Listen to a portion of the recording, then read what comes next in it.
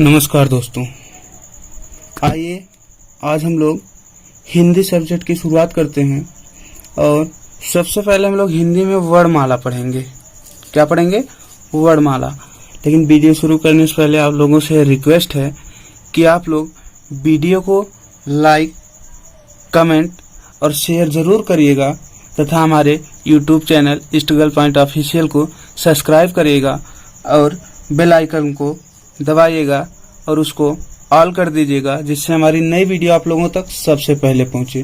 तो आइए हम लोग हिंदी की शुरुआत करते हैं।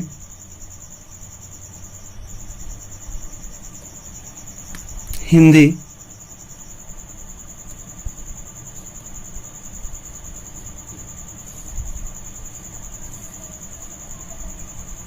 यह हमारी सभी परीक्षाओं के लिए महत्वपूर्ण है, जैसे यूपीपी हो गया, यूपी जेल वार्डन हो गया, यूपीएसआई हो गया, यूपी टेट हो गया, सुपर टेट हो गया। यहाँ से लगभग बराबर क्वेश्चन उठाए जाते हैं वर्णमाला से। तो हम लोग हिंदी जब शुरू करने जा रहे हैं तो पूछा जाता कभी कभी परीक्षाओं में कि हिंदी जो है किस भाषा का शब्द है। तो हिंदी हमारा फारसी भाषा का शब्द है। किस भाषा का शब्द है? हिंदी फारसी भाषा का शब्द है। ठीक है, ये हमारा पहला पॉइंट हो गया, हिंदी फारसी भाषा का शब्द है। अब हिंदी से यह एक नारा प्रताप नारायण मिश्र जी ने दिया था, हिंदी हिंदू और हिंदुस्तान। तो यह जो तीनों शब्द हैं, यह तीनों किस भाषा के शब्द हैं? तो ये अभी हमारे फारसी भाषा के ही शब्द हैं। हिंदी, हिंदू, हिंदुस्तान। यह किसने कहा है? प्रताप नारायण मिश्र जी ने। ठीक है, प्रताप नारायण मिश्र जी ने कहा है। अब हिंदी के बाद हम लोग हिंदी पे 3-4 चीजें डिस्कस कर लिए। अब आइए देखते हैं हिंदी के बाद हिंदी व्याकरण।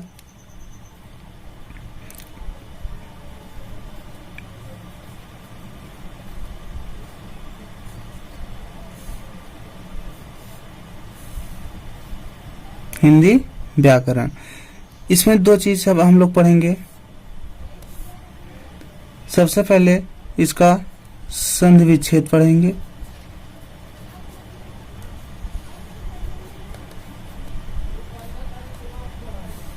और उसके बाद हम लोग पढ़ेंगे इसके भेद या अंग। ठीक है, तो संधि विच्छेद इसका हम लोग पढ़ेंगे। तो आइए संधि विच्छेद पढ़ते हैं। ये कपड़ा इसलिए रख रहे हैं कि यहाँ जो चमक आ रही है वो ना आए। तो संधि विच्छेद में देखिए, व्याकरण का संधि विच्छेद है बी धन आ धन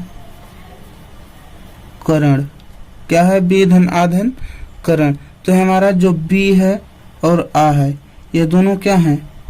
उपसर्ग हैं। तो हम कह सकते हैं व्याकरण शब्द 2 उपसर्गों से मिलकर बना हुआ है। ठीक है, उपसर्ग। अब इसके अंग या भेद में देख लेते हैं। तो इसके 3 अंग या भेद हैं। तो पहला हो जाएगा वर्ण, दूसरा हो जाएगा शब्द, तीसरा हो जाएगा वाक्य। ठीक है, तो हम आइए शुरू करते हैं, वर्ण की शुरुआत करते हैं। ठीक है, आप लोग ध्यान से देखिएगा, ध्यान से पढ़िएगा। तो शुरुआत करते हैं। ठीक है, व्याकरण में वर्णमाला की शुरुआत करते हैं। हेडिंग बना लीजिएगा,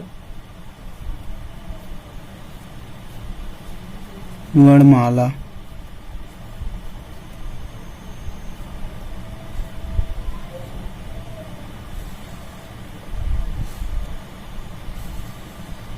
वर्णमाला में आइए देखते हैं दो चीज हम लोगों को पढ़ना है, विस्तृत रूप से पढ़ना है।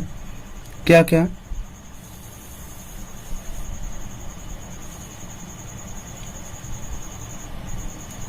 पहला पढ़ना है स्वर, दूसरा पढ़ना है व्यंजन। ठीक है,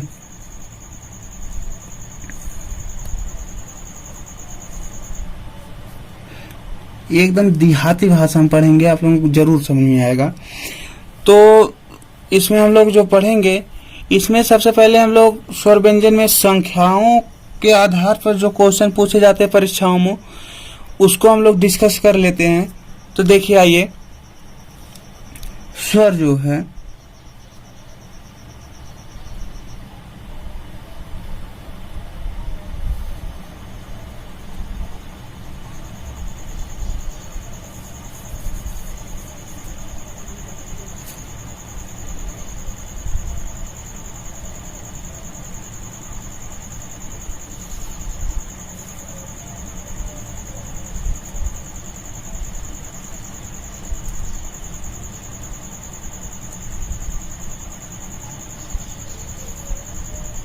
ठीक है।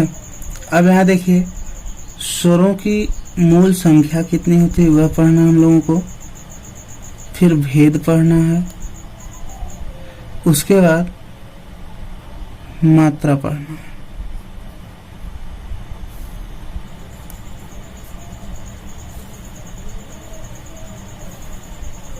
आप लोग एकदम बोर मत होइएगा, ठीक है? ठीक है, आइए देखते हैं। अब तो पूछा जाता है मूल रूप से स्वरों की संख्या कितनी होती है। तो स्वरों की संख्या हमारी होती है 11। स्वरों की संख्या होती है 11, लेकिन बहुत सी किताबों में दिया गया है स्वरों की संख्या होती है 13। तो आप लोगों से अगर परीक्षा में पूछा जाए कि स्वरों की संख्या कितनी होती है, तो कितनी होती है? 11, लेकिन बहुत सी किताबों में 13 दिया होता है, तो आप लोग लगाएंगे 11। 13 में जो हमारा अंग आ है उसको छोड़ देते हैं, वह आता है, जानते हैं किसमें? ना तो वह स्वर होते हैं और ना ही व्यंजन होते हैं। तो आइए देखते हैं 11 स्वर होते कौन कौन से हैं। तो आइए देख लेते हैं।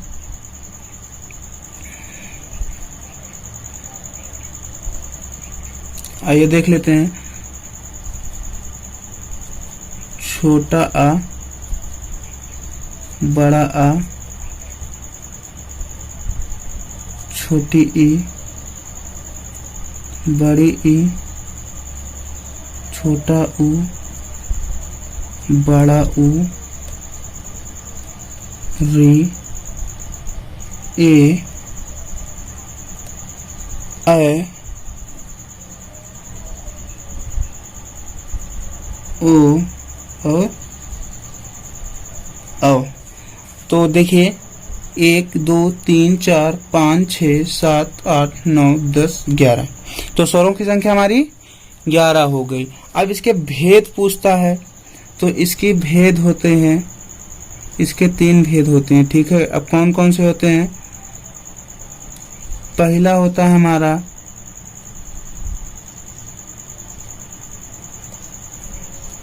ह्रस्व स्वर, दूसरा होता है हमारा दीर्घ स्वर, फिर तीसरा होता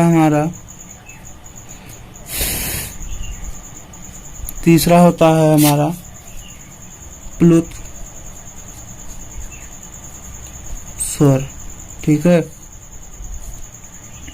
तो कितने भेद होते हैं स्वर के? 3 भेद होते हैं। कौन कौन से? ह्रस्व, दीर्घ और प्लुत स्वर। अब मात्राएं गिनना हमको, तो मात्रा देखते हैं। छोटा आ पे कोई मात्रा नहीं है, फिर बड़ा आ की मात्रा, छोटी ई की मात्रा, बड़े ई की मात्रा छोटा ऊ की मात्रा, बड़ा ऊ की मात्रा, री की मात्रा, किसकी, री की मात्रा,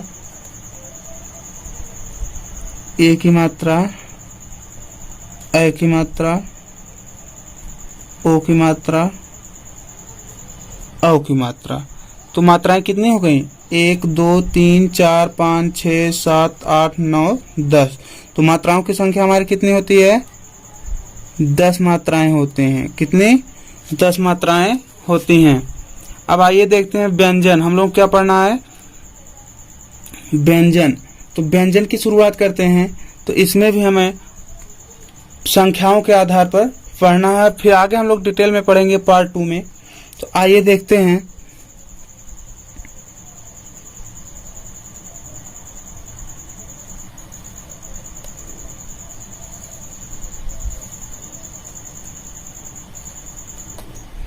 आइए, व्यंजन की मूल संख्या कितनी होती है और कुल संख्या कितनी होती है और इसके भेद कितने होते हैं। तो इसके भेद हमारे होते हैं, 3 भेद होते हैं। व्यंजन की कुल संख्या कितनी होती है, तो व्यंजन की कुल संख्या होती है 39। और मूल संख्या पूछे तो मूल संख्या होती है हमारी 33। ठीक है, मूल संख्या हमारी 33 होती है और कुल संख्या 39 होती है और भेद 3 होते हैं। तो आइए आगे देखते हैं मूल संख्याएं। मूल संख्याएं, तो इसमें स्पर्श व्यंजन देखना है, अंतस्थ व्यंजन देखना है,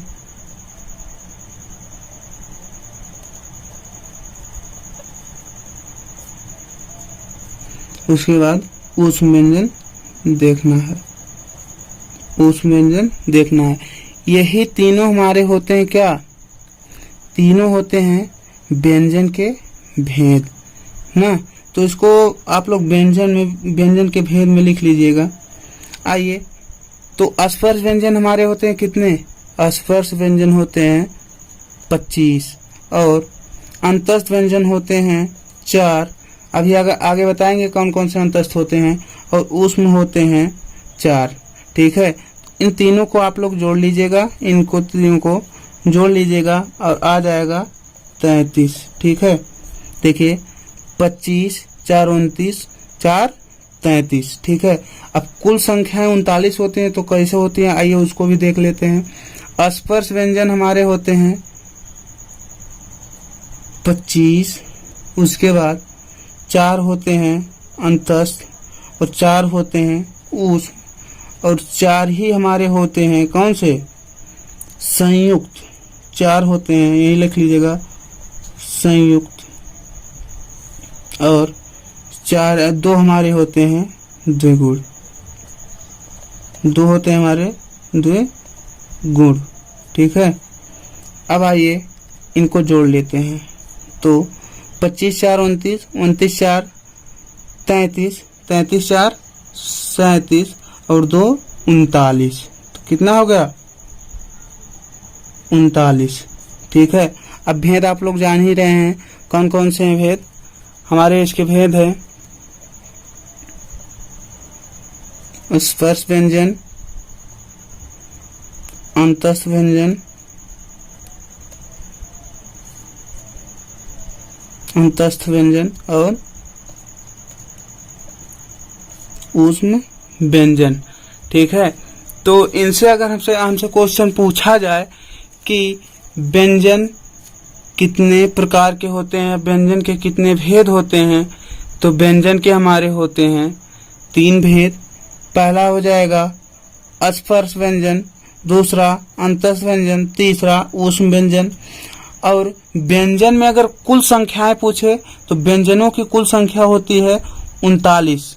ठीक है, व्यंजनों की कुल संख्या 39 होती है और मूल संख्या 33 होती है। इससे क्वेश्चन भी करा देंगे आप लोगों को।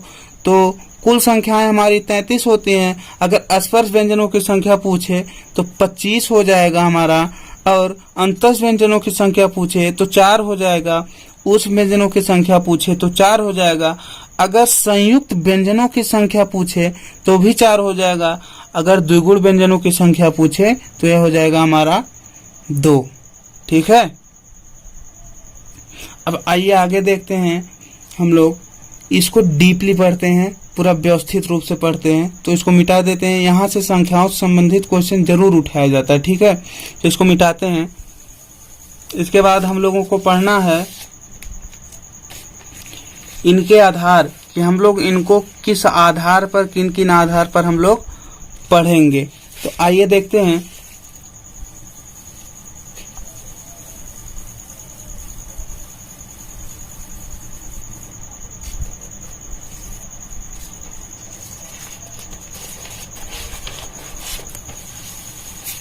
एक मिनट रुकिएगा थोड़ा सा।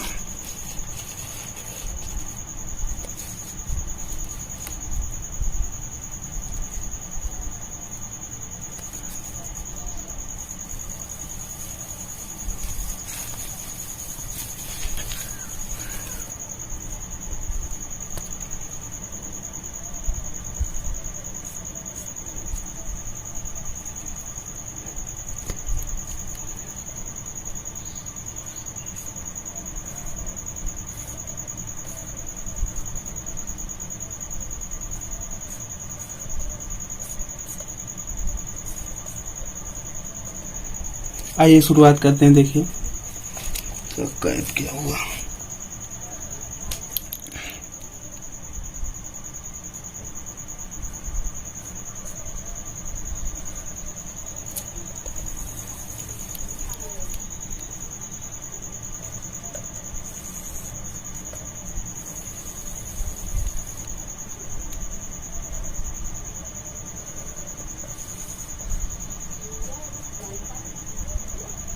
व्यंजन क्या हो जाएगा?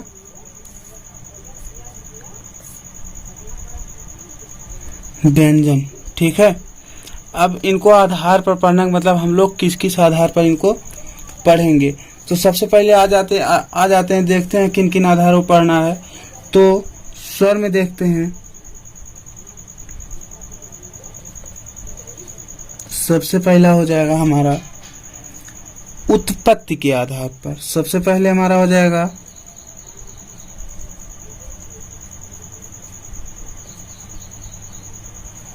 उत्पत्ति के आधार पर। दूसरा हमारा हो जाएगा कालमान के आधार पर।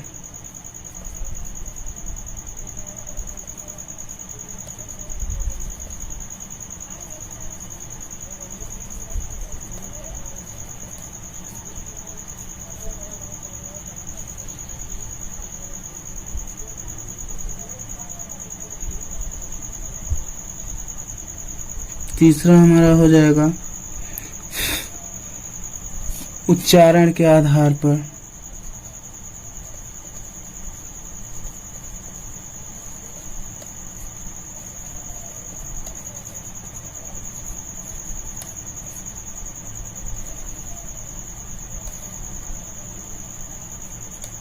चौथा हो जाएगा हमारा जीव प्रयोग के आधार पर।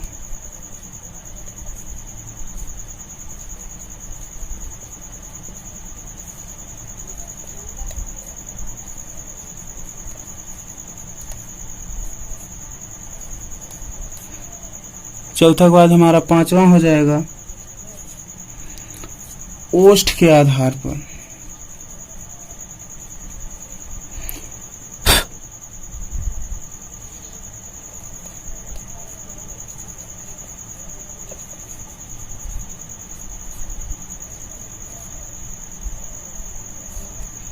छठा हो जाएगा मुख विवर के आधार पर।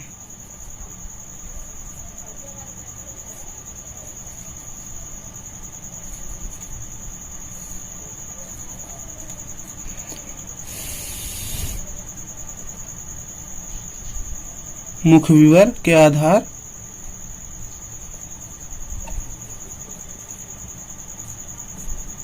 पर।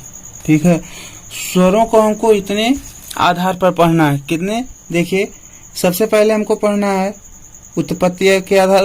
रुकिए, व्यंजन को भी लिख लेते हैं, उसके बाद देखते हैं।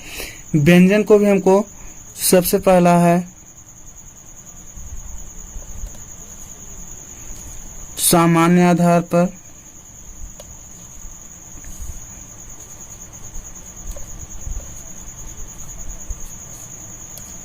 सामान्य आधार पर। दूसरा नंबर है प्रयत्न के आधार पर। तीसरा नंबर है उच्चारण के आधार पर।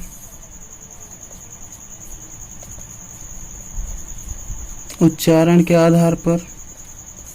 उसके बाद चौथा नंबर है हमारा घोष के आधार पर।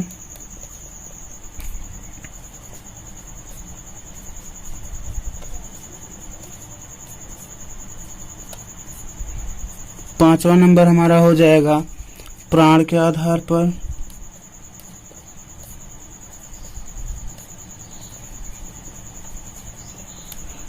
प्राण के आधार पर। छठा नंबर हमारा हो जाएगा विशिष्ट आधार पर।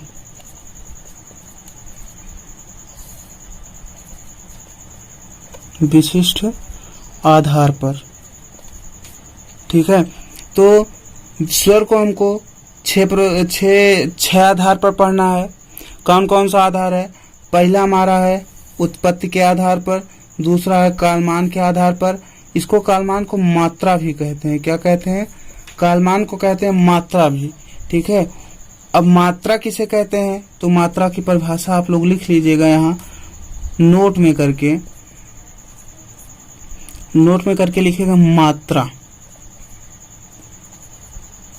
उच्चारण काल के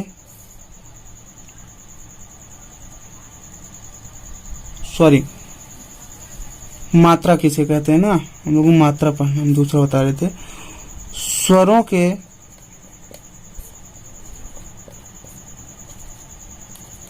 उच्चारण काल को मात्रा कहते हैं। ठीक है,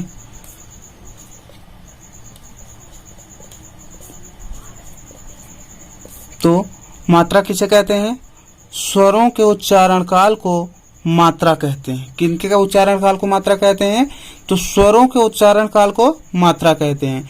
तो कालमान को हम मात्रा के आधार पर भी कह सकते हैं। इन आप लोग समझिएगा कि मात्रा के आधार पर दूसरा कुछ होता है और कालमान के आधार पर दूसरा कुछ होता है। तो इसी कालमान को भी मात्रा भी कहते हैं। इसी कालमान को ही मात्रा भी कहते हैं। ठीक है, उसके बाद उच्चारण काल के आधार पर पढ़ना है, फिर जीव प्रयोग के आधार पर पढ़ना है, ओष्ठ के आधार पर पढ़ना है और मुख विवर के आधार पर पढ़ना है। ठीक है, अब व्यंजन को हमको किन किन आधार पर पढ़ना है? तो व्यंजन को हमको सामान्य आधार पर पढ़ना है, प्रयत्न के आधार पर पढ़ना है, उच्चारण के आधार पर पढ़ना है, घोष के आधार पर पढ़ना है, प्राण के आधार पर पढ़ना है। प्राण के आधार पर दो भागों में, एक होता है अल्प प्राण, एक होता है महाप्राण। तो यही दोनों आधारों पे हमको प्राण के आधार पर पढ़ना है और एक विशिष्ट आधार पर पढ़ना है। आप लोगों को नोट में बता ही चुके हैं मात्रा किसे कहते हैं या मात्रा की परिभाषा। तो स्वरों के उच्चारण काल को मात्रा कहते हैं, यह इम्पोर्टेंट है। ठीक है, अब आइए देखते हैं हम लोग स्वर की शुरुआत करते हैं। ठीक है,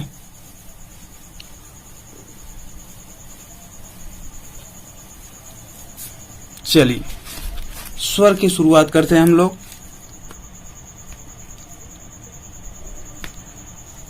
हेडिंग बनाएगा आप लोग।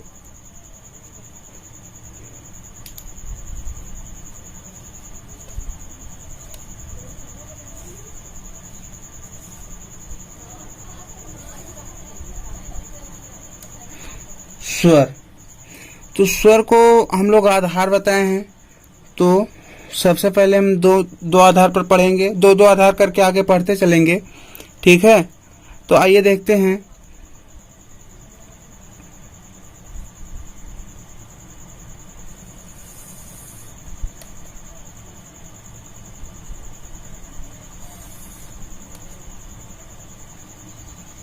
टेंशन ना लीजिएगा आप लोगों।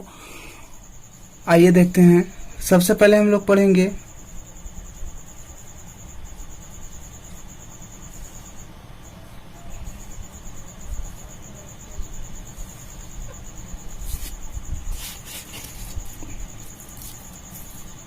उत्पत्ति के आधार पर। क्या पढ़ेंगे? उत्पत्ति के आधार पर। और उसके बाद पढ़ेंगे दूसरा कालमान या मात्रा के आधार पर। ठीक है।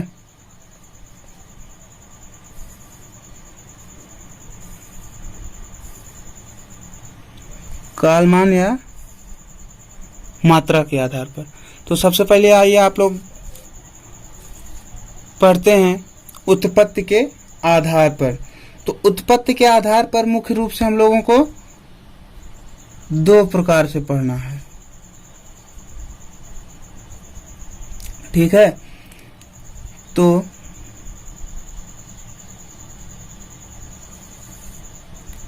देखिए, दो प्रकार से हमको पढ़ना है उत्पत्ति के आधार पर। ठीक है। सबसे पहले मूल स्वर।